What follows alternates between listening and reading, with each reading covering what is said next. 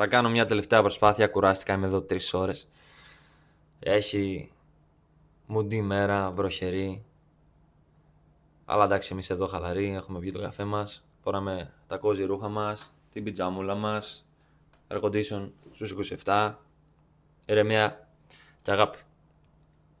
Σήμερα θα μιλήσουμε για το πόσο ωραίο θα ήταν, ρε παιδιά, να είχαμε συνέχεια καινούριες ιδέες, καινοτόμες ιδέες που πάνε τάπα, που είναι hit, πώς θα το πω, που δεν είναι επηρεασμένες από κάπου, δεν είναι fake Gucci, δεν είναι κακό αντίγραφο μιας άλλης ιδέας.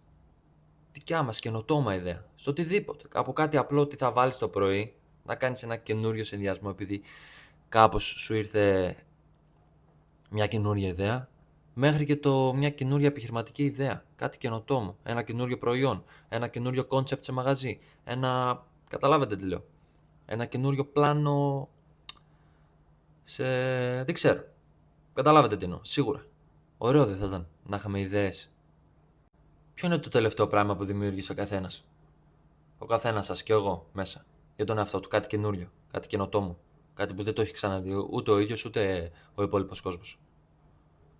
Σίγουρα έχει περάσει καιρός. Σίγουρα. Πάρα πολύ καιρός.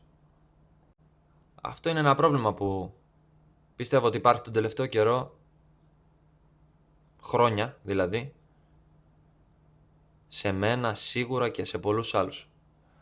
Και με έφερε σε σκέψη και κατέληξα στο ποιο είναι το πρόβλημα για αρχή. Ας αναλύσουμε το πρόβλημα.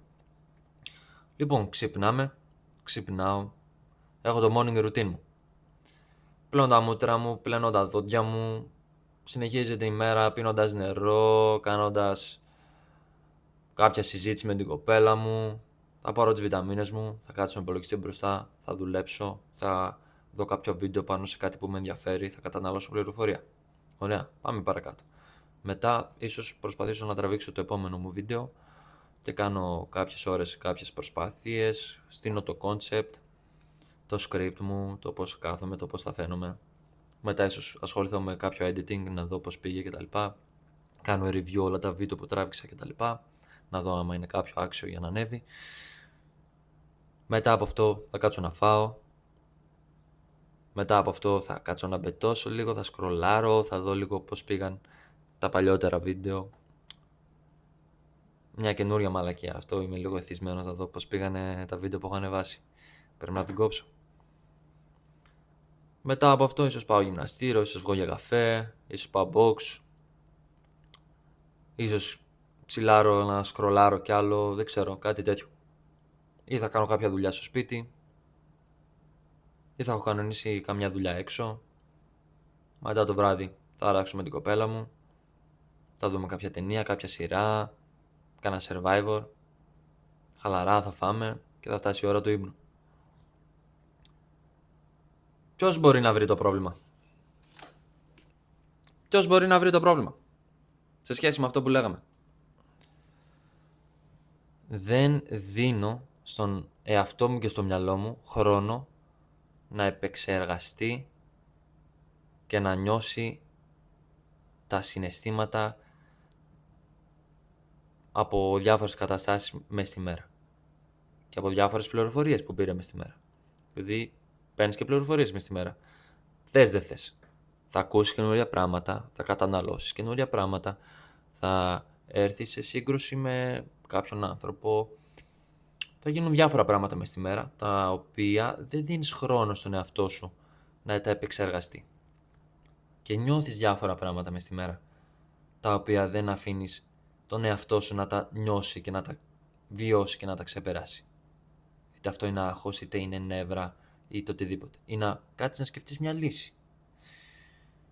Δεν μπαίνουμε σε αυτή τη διαδικασία σαν άνθρωποι. Σε αυτήν τη διαδικασία σαν άνθρωποι. Δεν μπαίνουμε. Και από ό,τι κατάλαβα, δεν μπορείς να το ξεφύγεις αυτό.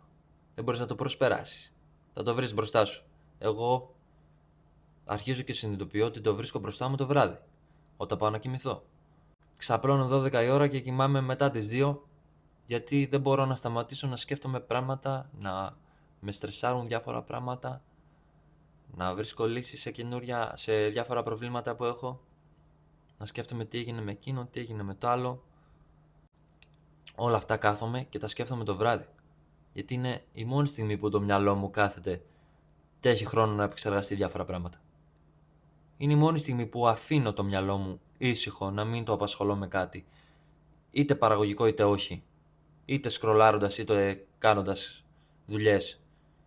Είναι η μόνη στιγμή που είναι νεκρή ώρα, κενή ώρα και το μυαλό μου έχει χρόνο την ώρα που είναι ξύπνιο να επεξεργαστεί διάφορα πράγματα και πληροφορίες. Πόσο σημαντικό είναι αυτό? Πάρα πολύ.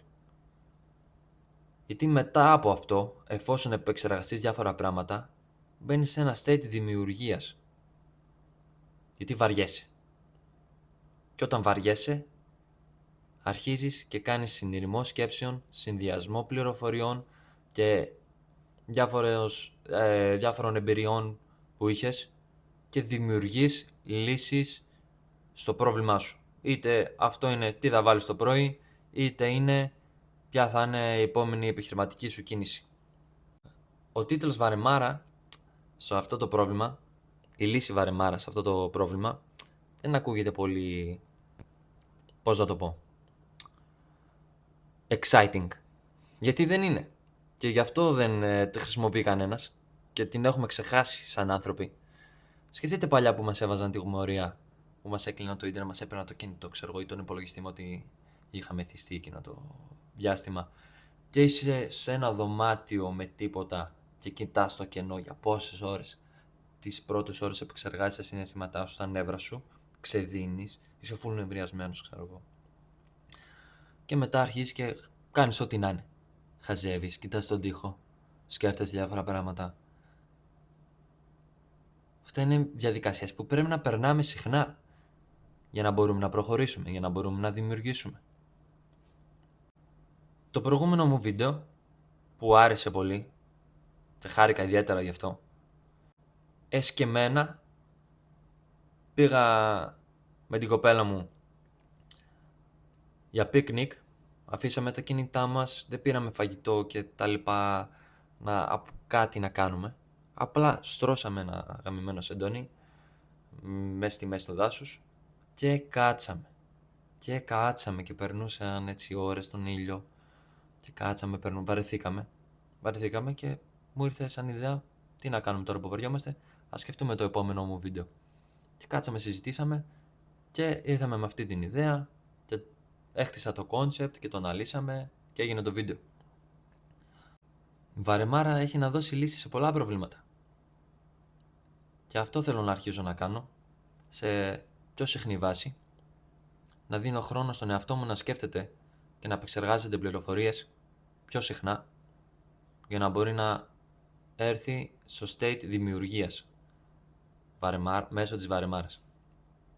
Θα προσπαθήσω να γίνω το καλό παράδειγμα, γιατί μέσα από τα λόγια δεν μπορώ να πείσω και πολύ κόσμο, αλλά άμα γίνω το καλό παράδειγμα και αρχίζω και το κάνω πράξη και θα έχω να δώσω παραπάνω λεπτομέρειες και πληροφορίες και θα φανεί και στα βίντεο μου. Πιο δημιουργικότητα, θα έχω καινούρια πράγματα να λέω, ίσως κάνω καινούρια concept σε ιδέες, σε βίντεο, σε γωνίες, δεν ξέρω. Θα φανεί. Επίσης θέλω να ευχαριστήσω, ήρθα αυτή τη στιγμή του βίντεο, θέλω να ευχαριστήσω όλους τους γνωστούς μου, τους άγνωστούς μου, τους φίλους μου που με στήριξαν και με έχουν δώσει αυτό το καλό το feedback. Χάρηκα ιδιαίτερα, το εκτίμησα πάρα πολύ και θέλω να συνεχίσω έτσι. Η αλήθεια είναι ότι ακόμα δεν άκουσα κάποιο hate comment ή κάτι και λένε ότι άμα δεν έχεις haters κάτι δεν κάνεις καλά, αλλά το προσπερνάμε αυτό. Έχω ένα στόχο, ο οποίος είναι μέσα σε ένα χρόνο να φτάσουμε τους 5.000 subscribers και βοηθήστε με όσοι μπορείτε πατώντας τα κουμπιά από κάτω. Και επίσης κάτι άλλο που σκέφτηκα μέσα από τη Βαρεμάρα, που το είπα και στο προηγούμενο βίντεο ότι πρέπει να βρω ένα outro, σκέφτηκα το outro μου. Απλό και λιτό. Μην κοροϊδευόμαστε μεταξύ μας. Ξέρω ότι μπορούμε καλύτερα. Φιλάκια.